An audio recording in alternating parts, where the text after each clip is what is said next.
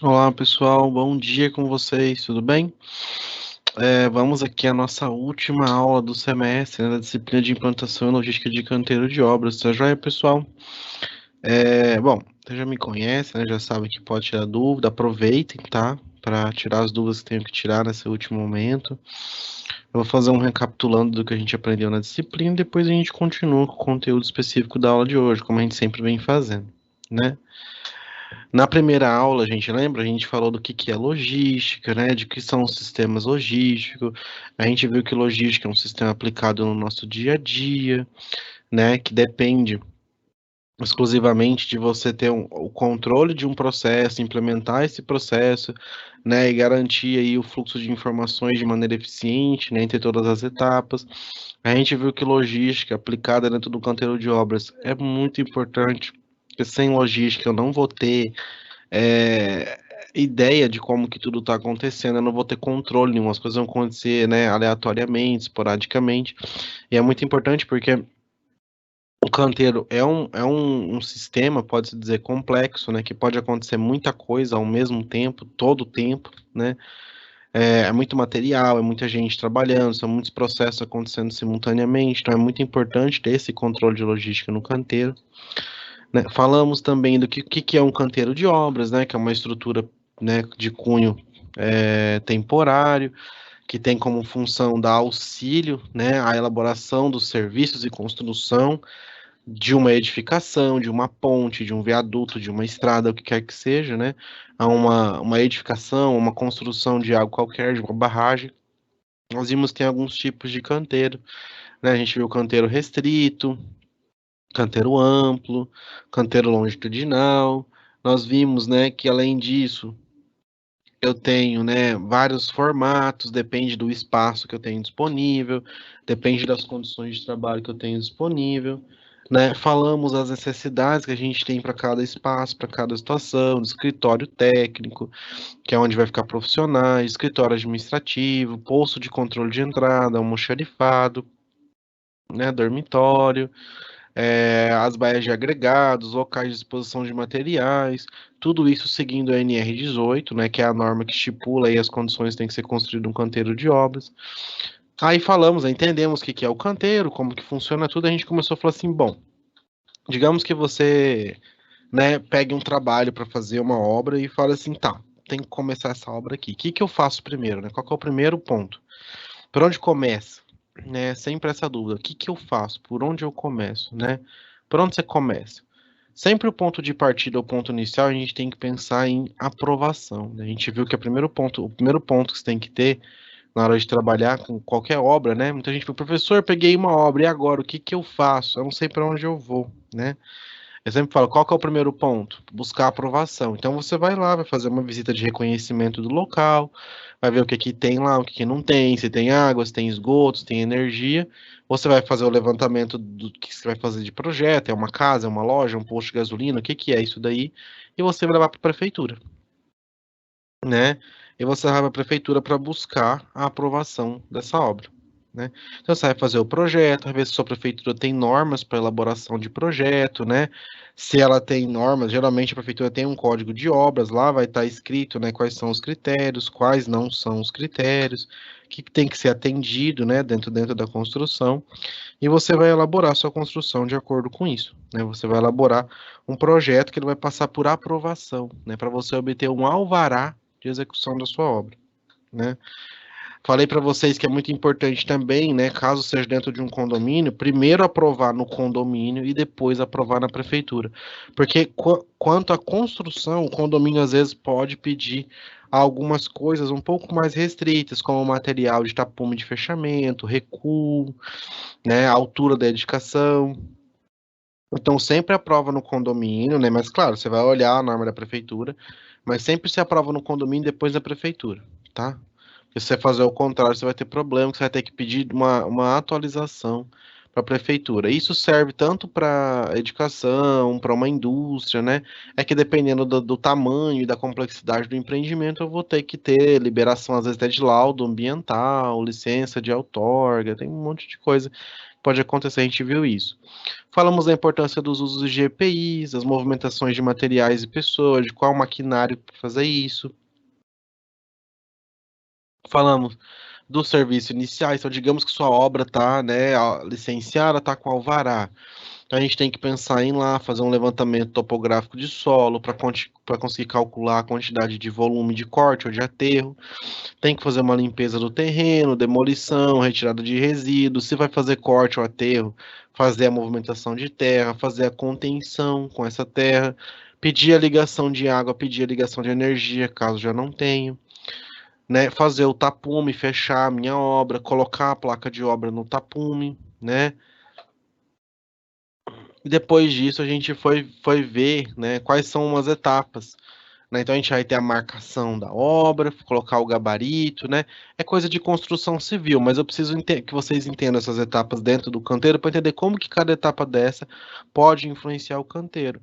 Então a gente falou do gabarito, falamos dos serviços da obra, né? De alvenaria, estrutura, fundação, ligações de água, de esgoto, ligação hidráulico-sanitária, elétrica, acabamento. E como que tudo isso é importante, porque cada etapa dessa vai precisar de materiais diferentes, de pessoas diferentes, né? E pode ser que tenha um canteiro com organização diferente, né? Falamos da terraplanagem, da fundação, acho que foi isso, né? Superestrutura. Depois falamos também do arranjo físico da obra, desmobilização que pode ser que tenha que acontecer, aonde que eu vou colocar aqui material, certos materiais têm que ser colocados próximo das estações onde vão ser utilizados, para não ter problema de ter locomoção desnecessária, né? Ficar transitando para cima e para baixo sem necessidade.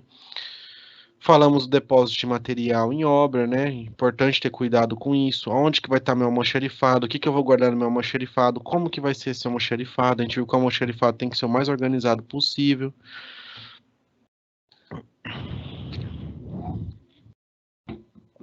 Falamos da alocação de recursos e de pessoal, de tomar cuidado, né, com distribuição de recursos e distribuição de pessoal dentro da obra, porque isso pode influenciar, né, seriamente, né, a eficiência da obra. Você pode ter funcionários sobrecarregados, você pode ter uma má distribuição de material que vai influenciar o seu canteiro, né, de uma maneira não tão boa. Falamos do controle de estoque, que é muito importante, qual almoxarife tem que ter, em que materiais estão chegando no canteiro, quais materiais já chegaram no canteiro, quais materiais estão sendo consumidos, que quantidade, quando que acaba, em que processo que vai precisar, quando que eu tenho que comprar mais, se eu comprei, quanto que chega, né? É um controle complexo, mas ele tem que estar interligado diretamente com o engenheiro para entender isso, entender esses prazos de reposição que a gente viu na aula passada. E na aula de hoje a gente vai continuar, né, com essa lógica, mas hoje a gente vai falar de distribuição de materiais em função, né, de qual etapa da obra, de que posição, né, que isso está acontecendo, tá bom? Alguém tem alguma dúvida do recapitulando? Alguém quer perguntar alguma coisa? Vou dar uns minutinhos, porque às vezes vocês estão digitando, né, alguma coisa, depois chega a dúvida. É importante porque hoje é a nossa última aula, né? Então, aproveitem para sanar dúvida, perguntar o que vocês quiserem.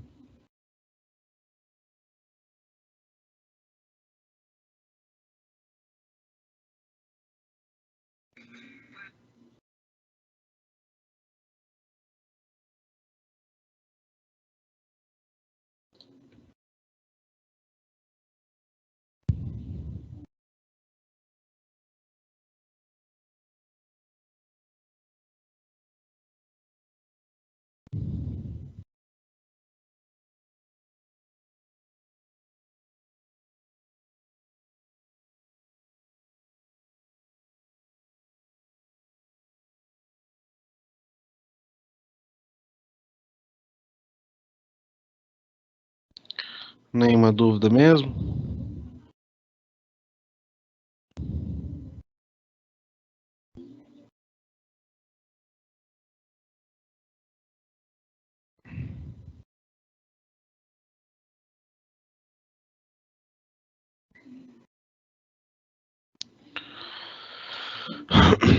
Então, vamos lá.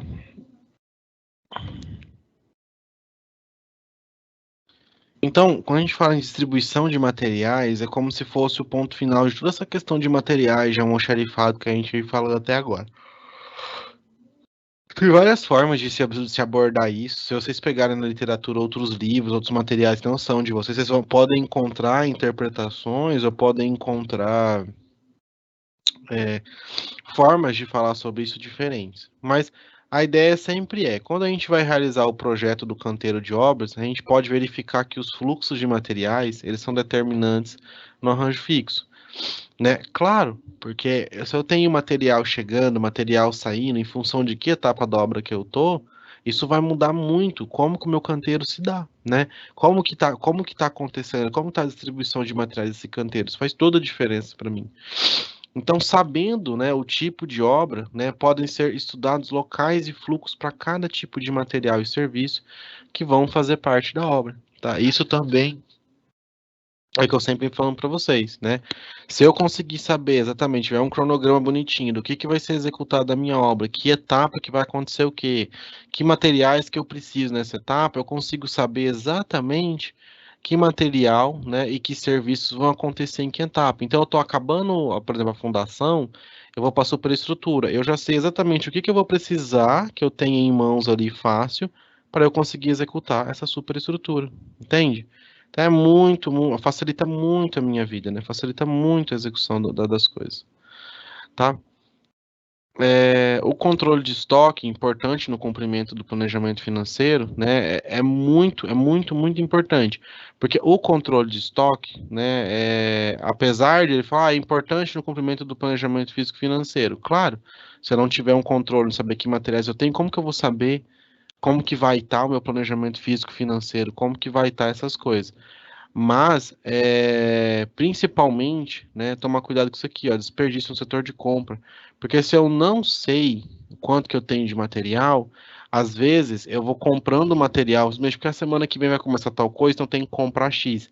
Eu vou comprando material descontroladamente, depois acaba o uso daquele material e fica com o material morto lá, né, não tenho o que eu fazer com aquilo. Eu tenho que tomar muito cuidado. Por exemplo, tem só 10 sacos de cimento. Só que se você não tem um controle que na próxima etapa você vai precisar só de 15, você vai lá e me compra mais 50 sacos de cimento. Aí depois disso não usa mais cimento. Aí eu fico com 35 sacos de cimento na obra que eu não tenho o que fazer, né? Começa a perder dinheiro e perder tempo com isso, tá bom? Então, para que isso não aconteça, uma das principais ferramentas que a gente tem é o uso da técnica, né? Curva de dente de serra. Geralmente é uma solução muito usada. Então, a curva serra de dente, né, não se parece com uma curva e sim com um serrote, né? Ela é um sobe e desce, assim, sabe? Ela não tem nada a ver com uma curva que sobe, que desce, que faz assim, não, né? E ela apresenta situações de materiais em estoque, permitindo o controle de estoque de materiais. Ó, é isso aqui, a gente já vai ver, né? É um gráfico que relaciona o tempo na horizontal em função de quantidades no seu eixo vertical.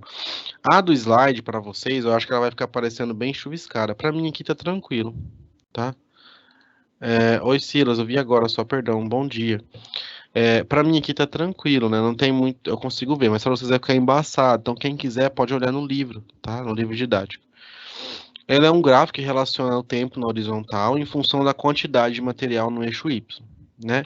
E nesse gráfico, o ponto de estoque máximo é a representação da quantidade ideal. Essa é a quantidade que eu tenho que ter em estoque. E o estoque mínimo é a quantidade mínima de um produto com segurança. Então, eu não posso ter menos que isso, né, para eu conseguir manter a produção do canteiro, para eu não conseguir parar. Eu tenho que pensar sempre no tempo de reposição, né? Porque não adianta nada eu pensar assim, não acabou o material, mas eu tenho que saber aonde eu tenho que comprar material para dar tempo de quando acabar chegar. Tem materiais igual cimento, areia, pedra, aço, é rápido, né? Se você pede, chega no outro dia. Mas dependendo do material que for, não é rápido a entrega, não tem disponível fácil. Então tem que ser pensado já antes. Olha, esse material não tem fácil, esse material não é rápido a entrega, então eu tenho que cuidar para que ele, né, tenha disponível aqui no meu canteiro muito antes dele acabar. Porque se ele acabar, né, não vai ter o que fazer, né? Tá? Então, o ponto de reposição é o momento em que deve ser realizada a solicitação de compra, ou também conhecido como ponto de pedido, né? Que é o maior objetivo desse gráfico. Então, não sei se está bom para vocês, mas ó, aqui a gente tem o eixo Y, as quantidades, né? E aqui o tempo. Então, digamos que isso aqui seja, sei lá, cimento, né? Começou a obra aqui com 20 sacos, né? Ó, que é o estoque mínimo. Essa linha é o ponto de reposição e essa linha é o estoque máximo. Então, esse ponto de reposição é o ponto que está falando aqui, né? É onde eu tenho que pensar já em pedir, ó, né? O momento em que se realizar a solicitação de compra. Então, tá. Eu tinha 20, né? Comprei 200, comprei mais 200, então foi para 220 sacos. Né? Comecei a usar. Fui usando, fui usando, fui usando. Dado o tempo de entrega, que eu sei que vai demorar mais ou menos isso daqui, ó, e dado o uso que eu tô tendo, aqui eu já falo, ó, tem que comprar. Porque até chegar, já vai ter usado tudo. Então foi indo, né? É que aqui ele dá vários pontos, né? Ó, ele dá vários pontos que ele. Que pode ser que na obra você pode pedir aos poucos, né? Então ele pode pedir aqui, foi descendo, chegou no mínimo. No dia que chegou no mínimo, quando ele pediu no tempo certo, já foi, voltou lá de novo no 220, né? E aí continuou usando.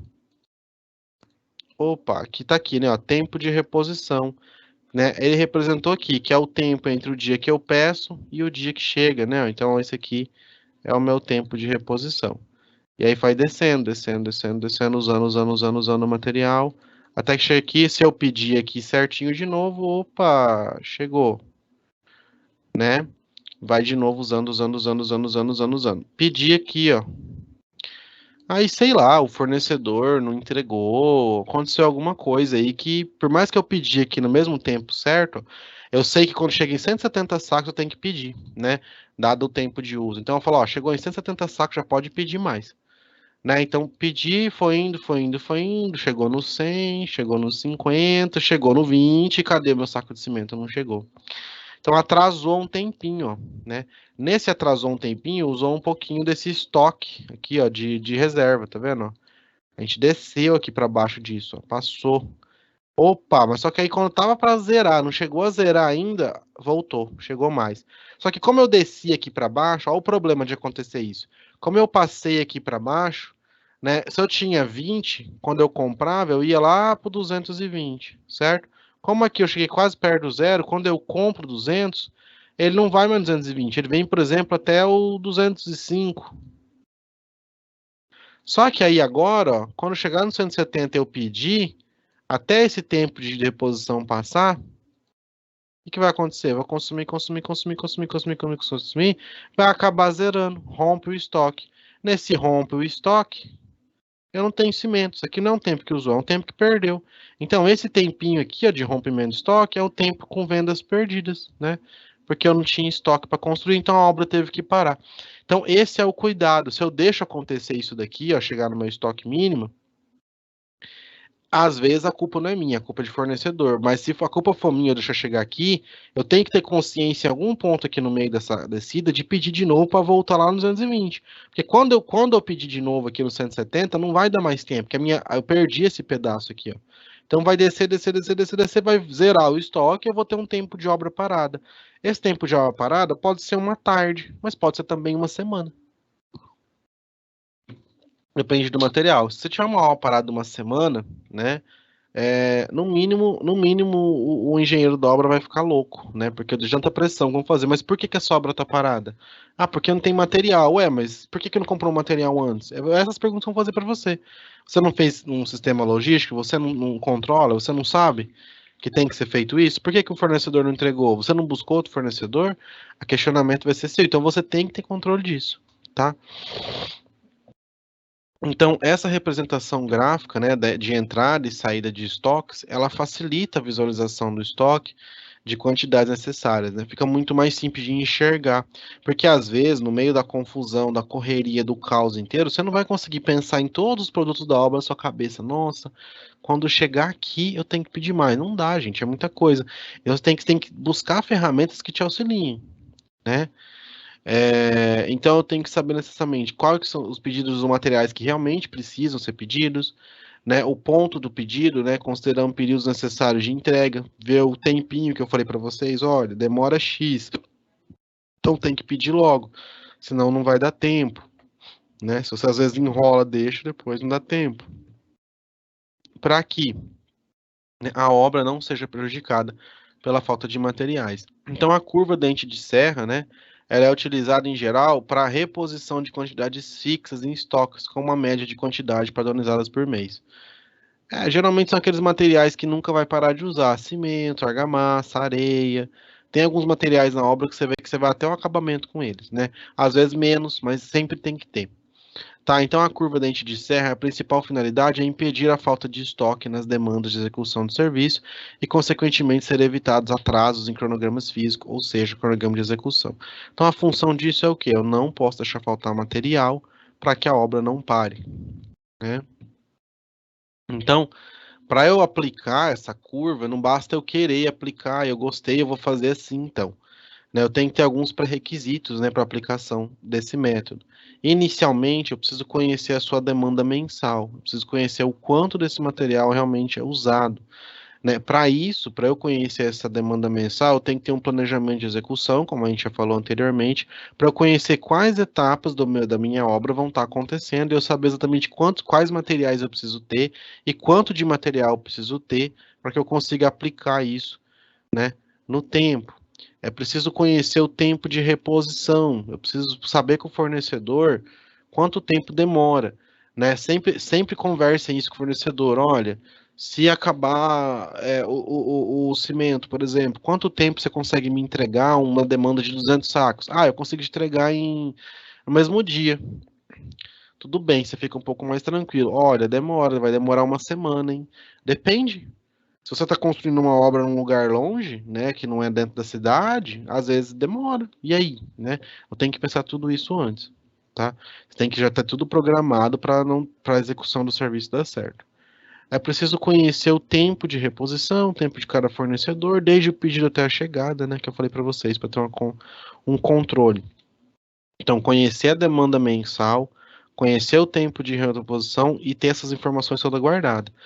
Tá? Muito importante. Engenheiro organizado, engenheiro que tem obra com sucesso, é pessoa que tem tudo marcado. Sabe aquela pessoa que anota tudo, que marca tudo, que tudo tem anotado? Porque tem gente que fala assim: ah, não precisa anotar isso não, deixa pra lá, né? Eu vou lembrar, claro. Dá uma semana, você não lembra mais. É muita coisa no canteiro, né? É muita informação, é muita coisa acontecendo ao mesmo tempo. Então é muito importante, se você quiser ter controle, quiser ter um, um controle eficiente do seu canteiro, você tem que marcar essas informações. Elas têm que estar aí, né, escritas, porque se você deixar para lembrar, porque eu vou lembrar, você não lembra. Depois você não sabe, você se perde, é muita coisa acontecendo ao mesmo tempo, tá bom? Então, ao pensar, né, no tempo de entrega para estudo da curva dente de serra, é possível utilizar várias estratégias de compra, né?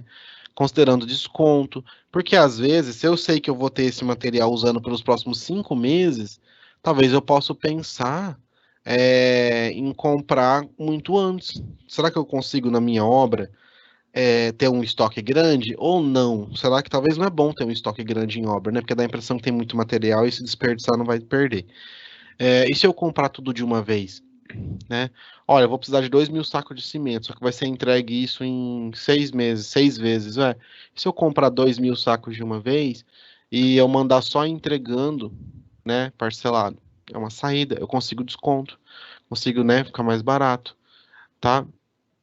Então depende, né? Depende do que é, de quanto que é, mas você pode pensar nesse tipo de coisa, tá? Essa análise, né, do tempo de entrega, qual que é a antecedência, isso pode ajudar ou atrapalhar, o arranjo físico do canteiro. Porque às vezes você nem consumiu todo o material e já chega mais outro lote. E você não tem onde colocar. Às vezes é ao contrário, né? Tá faltando material e aí a pessoa precisa usar aquele espaço para outra coisa, acaba substituindo. Então, assim, tem que ter um controle bem rígido do que tá chegando, do que tá saindo, né? Quando, onde que vai colocar quando chegar, tem que ter tudo isso aí tudo pensado, tá? Porque se você não pensa isso, você não vai conseguir contribuir para a eficiência, você não vai conseguir ter uma proposta de canteiro de obra organizada, estruturada, tudo que a gente viu na unidade anterior vai por terra abaixo se você não conseguir fazer isso daqui certo, tá? Então a gente tem diferentes tipos de materiais, né? A gente tem espaços diferentes dentro do canteiro de obra, tem materiais que ficam no almoxarifado, tem materiais que ficam em baias, tem materiais que vão ficar em locais específicos, né? Conforme as características específicas de cada material, a gente tem, né, processos diferentes. Por exemplo, blocos, eles podem ficar em espaço aberto, né? Só que ele necessita de argamassa que pode ser feita na obra. A central de argamassa, então, tem que estar próximo ao local de execução da alvenaria. E o bloco também, para evitar que eu desloque muito. Porque imagina eu colocar o bloco lá do outro lado do canteiro, aí chega na hora de eu construir, eu tenho que ficar trazendo o bloco para cá, aí a alvenaria tá lá, a alvenaria, perdão. A argamassa tá lá do outro lado, o saco de argamassa, aí eu tenho que buscar para cá, para a obra ser aqui. Não, armazena próximo, para ficar fácil, né? Isso para tempo de deslocamento perdido, né, para não ficar para cima e para baixo tempo perdido. E além do tempo perdido, evitar acidente de trabalho, né? Tem que lembrar também que quanto mais você fica se locomovendo do canteiro, quanto mais você fica para cima e para baixo, mais chance você está tendo de sofrer um acidente, de acontecer alguma coisa de risco. Então, quanto mais próximo, menos locomoção a gente tiver, melhor, né? Então tem que pensar onde você vai armazenar as coisas. A gente tinha falado disso antes, mas, né, para fechar essa ideia, tá? Só que aí a gente tem aquela coisa, né? Tem material, por exemplo, cimento. Cimento vai ter que estar num depósito fechado.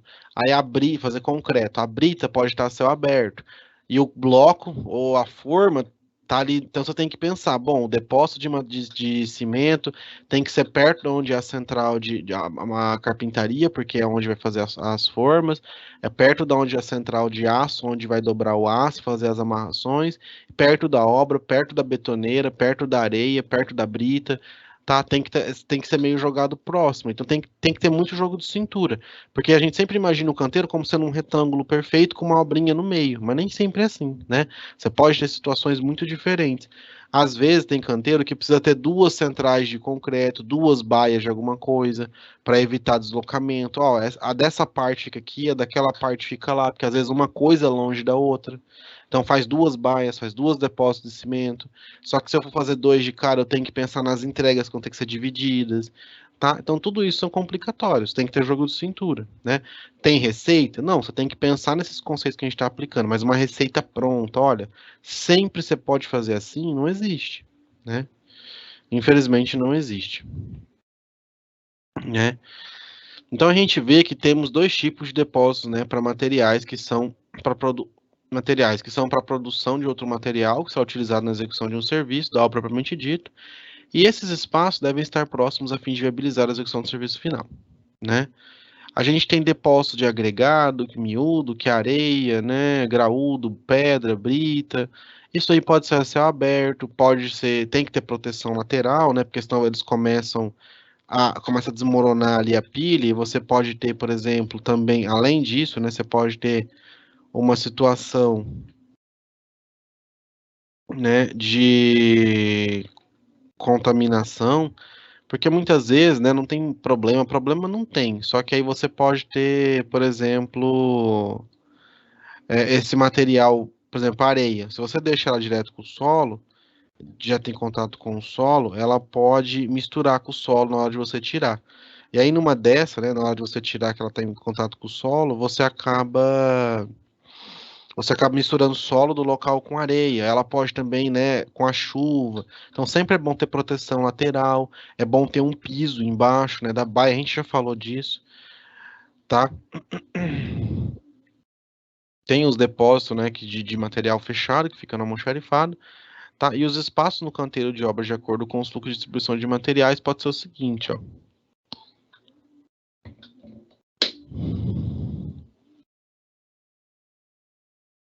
Então tá, né? Fluxo de canteiro desde o projeto, né? O meio de transporte tem que ser pensado de forma específica, tá? Tem que pensar nisso também, porque assim, dependendo do que for chegar, vai chegar em caminhão, vai chegar em transporte grande. Cabe, dá para entrar na obra o caminhão? Dá para entrar no meu canteiro? Não dá.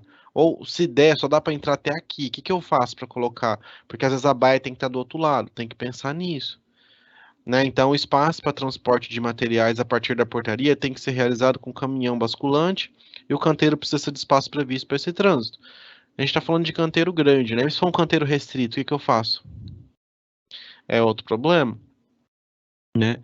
Madeira armazenada em local coberto, proteção da chuva, porque pode, né, pode umedecer, estufar a madeira. Tem também os aços que vão ser usados, tem que evitar a chuva para evitar ferrugem, né? Evitar oxidar. Então, ao especificar os espaços de depósito e demais espaços, lembre-se de que você deve seguir as indicações NR18, que é as condições de ambiente de trabalho na indústria da construção civil, né? Lá tem um tópico chamado armazenagem e estocagem de materiais. Eu já deixei com vocês a NR18, né? Eu vou só pegar ela de novo, tá? Na última aula para reforçar e todo mundo ter salvo, tá? Deixa eu só pegar o link aqui que eu deixei aqui que eu vou mandar no chat para vocês.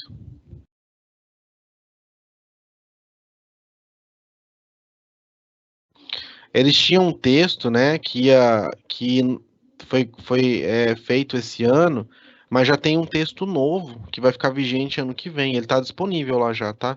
Eu vou mandar aqui o link do texto de hoje, né, e vou mandar o link do site do Ministério do Trabalho e da Previdência, que é onde essa norma fica, para que quem quiser pegar o link, né, futuro, tá aqui, tá bom? Porque aí você, por que que eu preciso saber do futuro, professor? O link de agora já é o que precisa, né? Na verdade, é importante você conhecer, porque às vezes você está tocando uma obra, tá, ou vai começar uma outra obra, você tem que já estar a par do que vai mudar, né? O próximo texto, se eu não estou enganado, ele vai começar em fevereiro, em 2022. Hum, ó, 3 de janeiro de 2022 ele vai começar. Então, daqui um mês e pouquinho, né? Então não é que é lá na frente, não. Daqui um mês para frente, qualquer obra que for aprovada já vai ter que ser aprovada, né? O canteiro vai ter que ser elaborado de acordo com o texto novo. Então, por isso que eu deixo com vocês, tá bom? Né, ó. Tem que pensar, muita gente esquece disso, né? Que tem o depósito de materiais, mas e os equipamentos? Furadeira, pá, enxada, tudo quanto é ferramenta que você tiver, tem que ter um depósito de ferramenta. Né? Pode ser armazenado no almoxarifado geral? Pode, não tem problema, mas às vezes, dependendo da obra, é tanto material, tanta ferramenta que tem um depósito só de ferramentas, tá?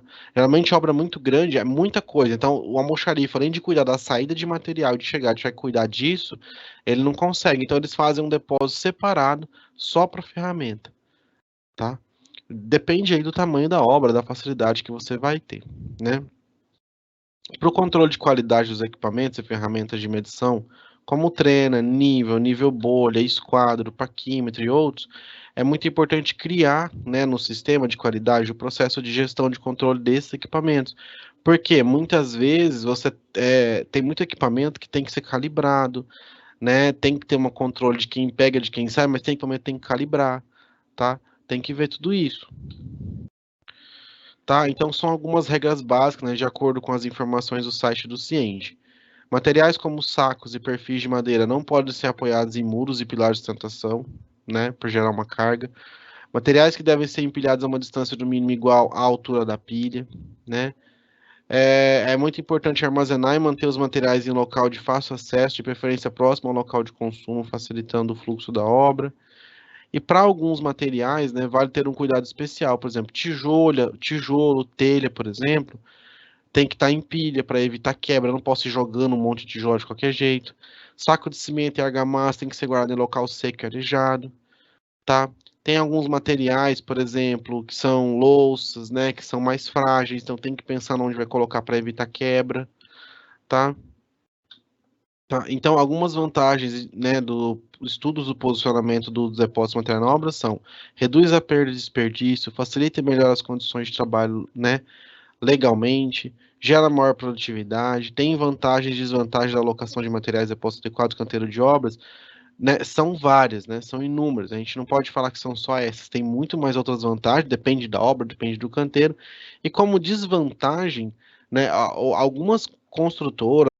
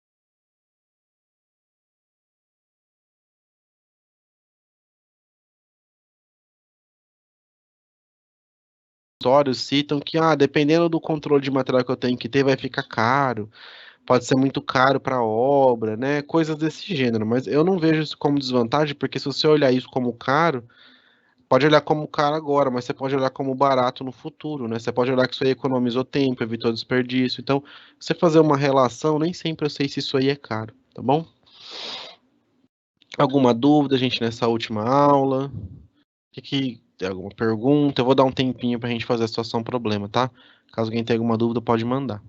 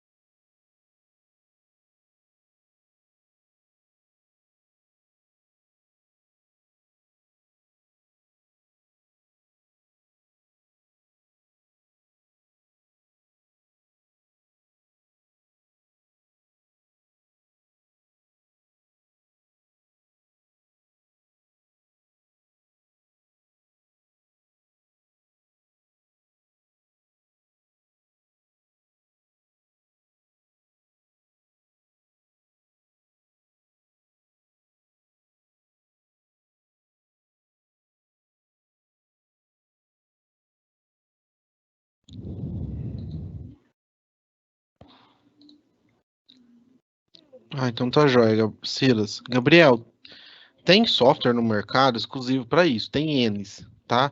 O pessoal não compra software para fazer isso, o pessoal faz no Excel, tá? Controle de material geralmente é Excel mesmo. Ninguém tem software para fazer isso? Tem. Se você quiser pagar, comprar, você acha.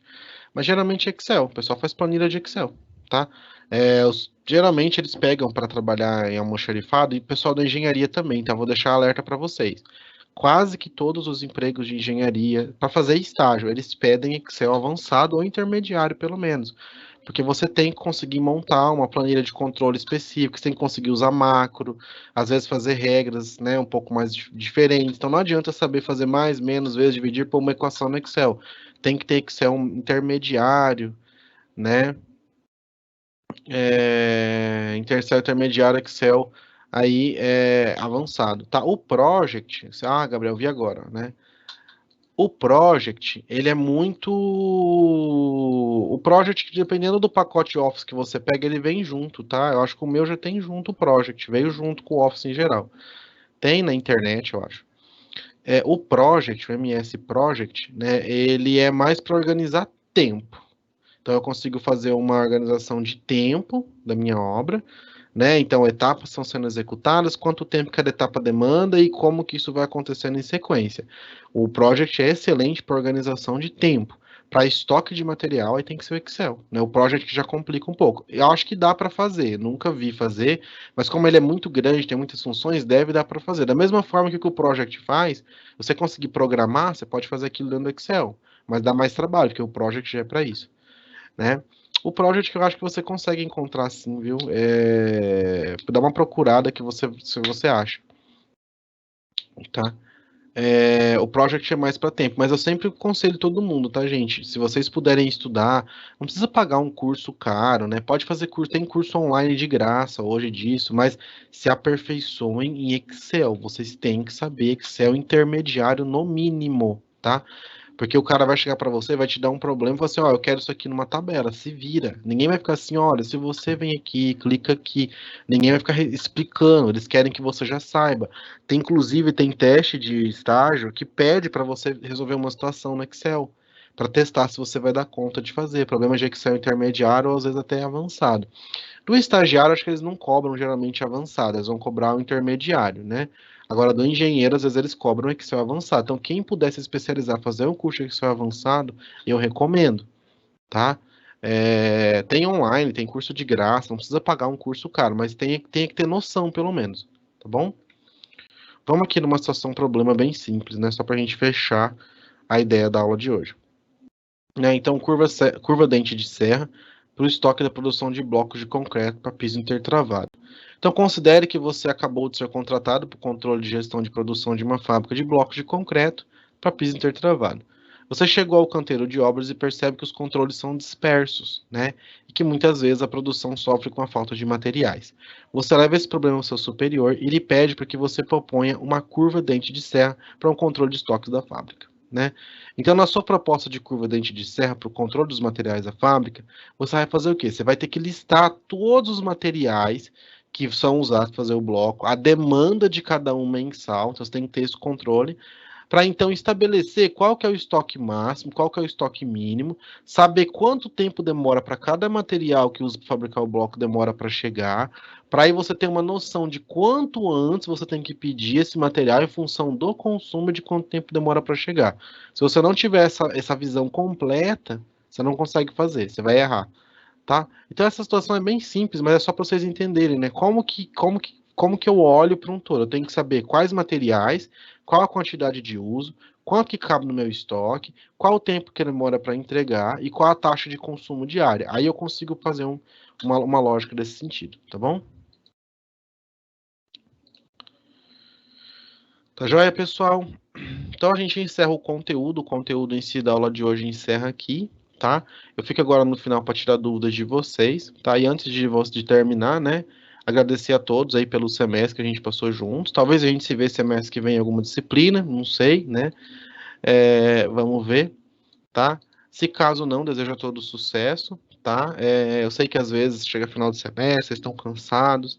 O curso, a graduação de engenharia civil não é uma graduação, né, tão tranquilinha, né? É pesado, é corrido, é puxado, mas faz parte do crescimento, faz parte do desenvolvimento. Engenharia, qualquer engenharia sempre é assim, né? Nunca é um passeio no parque, sempre é puxado, é corrido. Mas, né, se Deus quiser, vai dar tudo certo. Então, desejo a todos sucesso. Não sei quem já tá para terminar, se vocês estão longe, ainda falta muito tempo. Para quem já tá para terminar, né, sucesso, tá? Eu sei que às vezes, né, pode ser que pareça que, nossa, eu vou terminar e não vou conseguir nada. Consegue sim, né? Tem mercado para todo mundo sim, tá? Sempre tem, continuem estudando, né, e vão seguindo, tá bom, pessoal? Então, fica aqui para tirar dúvida. Caso alguém tenha uma coisa a perguntar, pode ficar à vontade.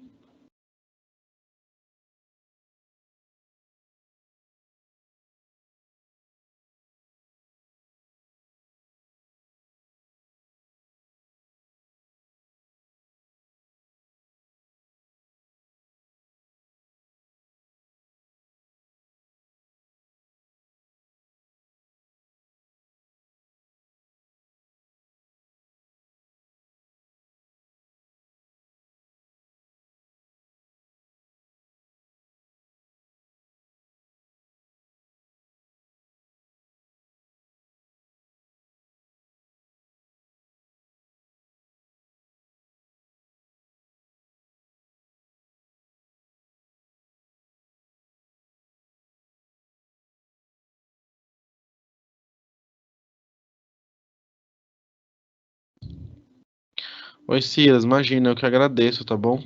Que bom. Espero que tenha sido proveitoso o semestre para você e para todo mundo, né? É muita coisa às vezes, né? A gente tem que passar uma ideia geral, porque não tem receita para canteiro, né? Cada canteiro é um canteiro, cada construtora é uma construtora, cada situação é uma situação, mas é importante ter esse norte geral. Espero que tenha sido proveitoso, então. Obrigado, tá?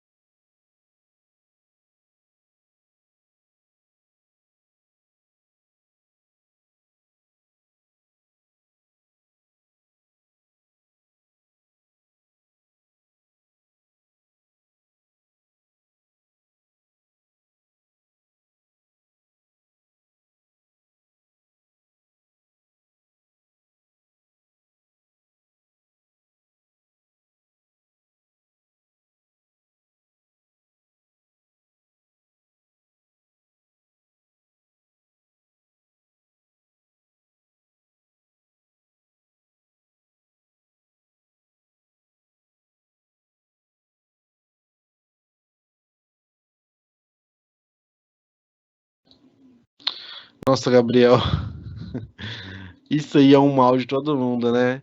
Gabriel perguntou assim, professor, o que que você indica para não esquecer o que aprendeu nas aulas de AutoCAD, né? É, é, olha, se você ficar muito tempo sem usar, você esquece. Você esquece mesmo. Gente, eu lembro quando eu fiz um curso de AutoCAD, eu tinha acho que uns 19 anos, primeiro ano da graduação. Imagina, Gabriel, eu fiz um curso de AutoCAD e era um curso completão, né? E tinha até o 3D. Eu lembro até hoje, eu fiz um tabuleiro de xadrez em 3D, né, no AutoCAD. Fiz as peças em 3D com todos os detalhes perfeito, com textura, sabe? Manda eu fazer hoje, se eu sei fazer. Eu não consigo fazer mais, eu não sei mais como que faz aquilo, né? Então o AutoCAD realmente é uma ferramenta de uso, assim como o Excel, é a mesma coisa do Excel. Se você não usa, você vai esquecer, né? Você não consegue lembrar todas as ferramentas, tá? Então, o conselho que eu dou é o seguinte: se você não está trabalhando, né, não está no estágio, porque quando você começa a trabalhar, você fica tão usando, tão acostumado, que já fica uma coisa automática. Mas se você não está trabalhando, tenta, por exemplo, sempre que você tiver um trabalho da faculdade, você puder usar, use. Vai tentando fazer uma coisinha ou outra, né? A ideia, em geral, é sempre nunca parar de se especializar, né? Sempre, fiz o AutoCAD, se eu tenho, posso, vamos fazer um treinamentozinho de Revit, que já começa a mexer com BIM, né? Começa a mexer com integração. Ah, terminei isso daqui, estou fazendo concreto. Vamos fazer um Everic para eu aprender a fazer também no concreto. Então, se você faz um estudo continuado, você nunca esquece, sempre está em contato. Mas, se você não pode fazer esses cursos, que eu entendo que às vezes é caro, nem sempre tem online de graça, vai ter que tentar ir treinando, né, aos pouquinhos. Eu sei que perde o foco que é real. Excel avançado também eu fiz uma vez online de graça, aprendi a fazer macro, programar, fazer um monte de coisa, ser mais. Programar mesmo, criar código de programação. Pergunta se eu sei fazer hoje. Não sei, por quê? Porque eu usei parte daquilo, mas a parte que eu não usei, que era uma parte super avançada, eu não lembro mais. Se falar para mim hoje, faz um programa aqui para mim no Excel, para fazer uma coisa, para. Não sei fazer, eu não lembro mais, né? Porque esquece. Já tem 10 anos que eu fiz, ainda que eu não lembro mesmo. Tá? Mas é normal. O importante é você ter uma noção geral e conhecer, entender essas ferramentas para que, se você precisar, você saiba onde buscar, tem aquela lacuna fácil de preencher. Porque se você nunca fez, para que você precisar, se você tiver que estudar para aprender, você vai ficar, nossa, eu não consigo fazer isso porque eu nunca vi, né? Então, mas é importante tentar fazer assim, mas acontece mesmo, Gabriel, tem certas coisas que perde, que você não vai lembrar. A hora que você começar a trabalhar, usar todo dia, aí vai.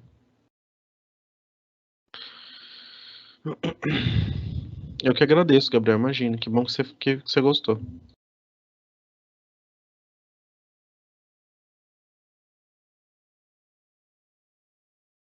Isso, é exatamente isso. Tentar ligar as matérias, né? Porque sempre que você puder, faça, né? E no mais é prática, prática, prática. É isso mesmo. É meter a mão na massa.